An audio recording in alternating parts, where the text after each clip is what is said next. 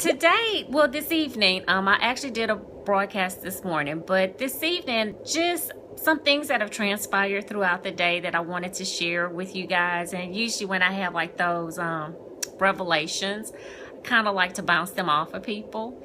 And the one that I had today actually was from a broadcast that I had watched earlier that included, it was done by Marshawn Evans Daniels, and she is the wife of Jack Daniels, who's real popular. He's on television, has a TV show.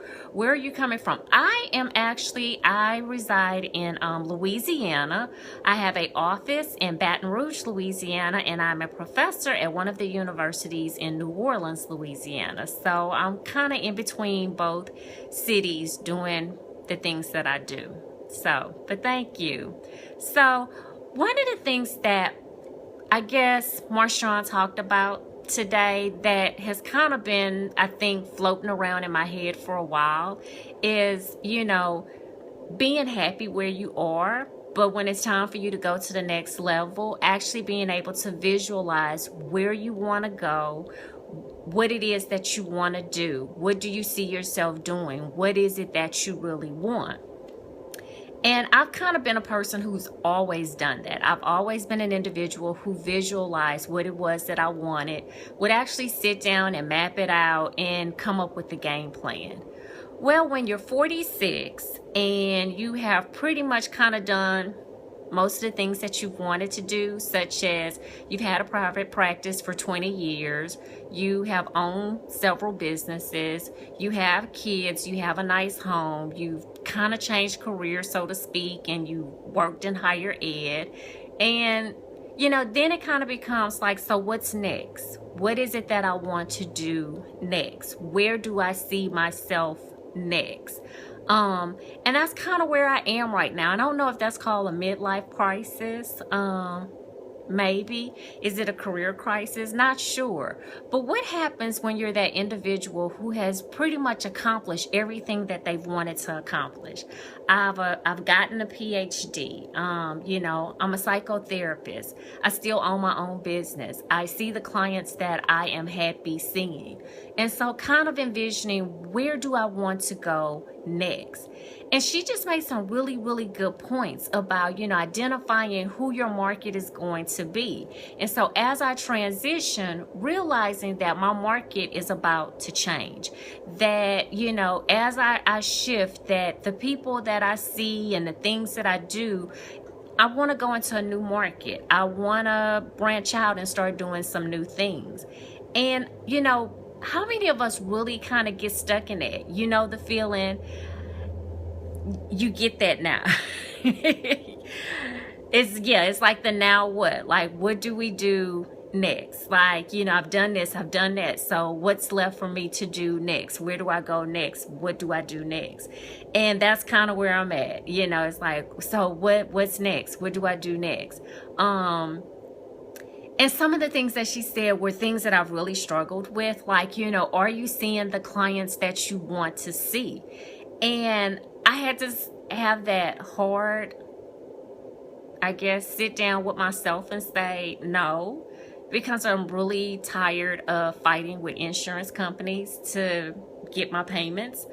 This week, I had to fight for two clients, and not with the clients, but with their insurance companies.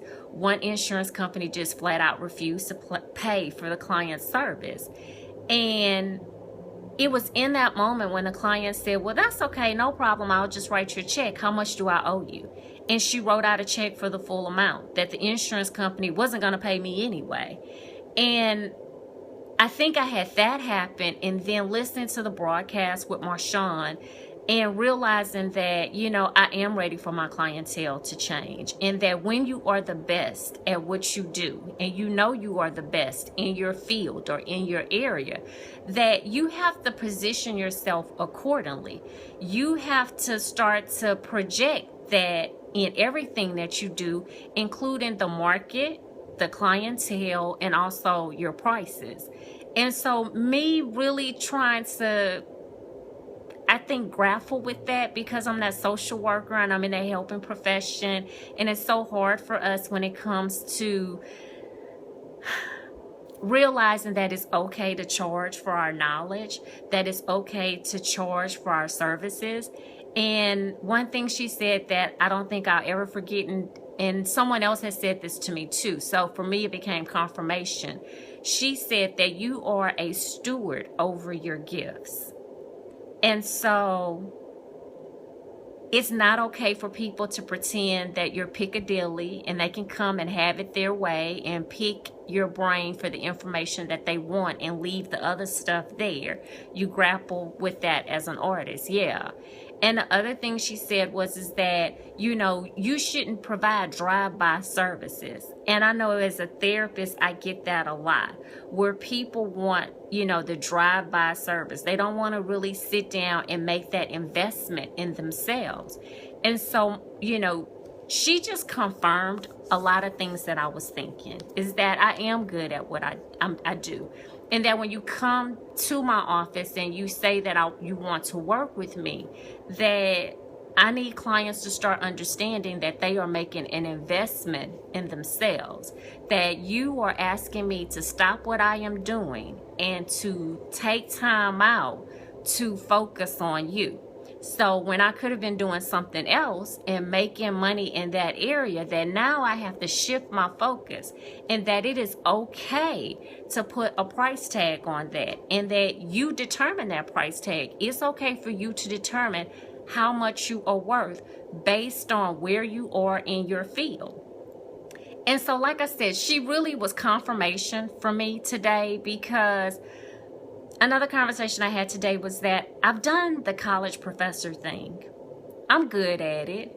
And you wanted to do more. Yeah, I'm great at teaching. And actually, when I got my PhD, my goal, I was aspiring to be a college professor, the president of a college. And at the time, I actually was a college professor working on my PhD. But I wanted to move into administration. I easily saw how problems could be fixed, where a lot of administrators struggled with that. And so I was like, it just comes naturally to me. This is a field that I want to move into.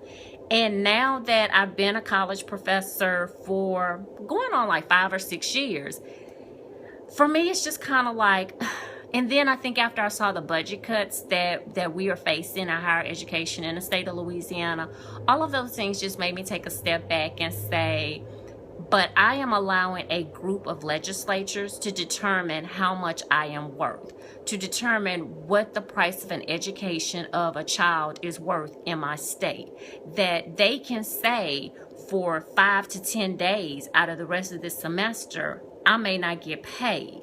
I might have to do what is called a furlough. And that bothered me, because I'm providing the service, but because you guys can't budget an alumni if your college is big. Yeah, but my problem was that you guys can't balance a state budget. And so you're asking me that the gift that I am providing, that this is my gift, this is what I do, and I'm great at it, that you want me to do it for free sometimes, and that I have to be okay with that, not because I made a mistake, but because you guys made a mistake. And so now I have to sit here and suffer for it.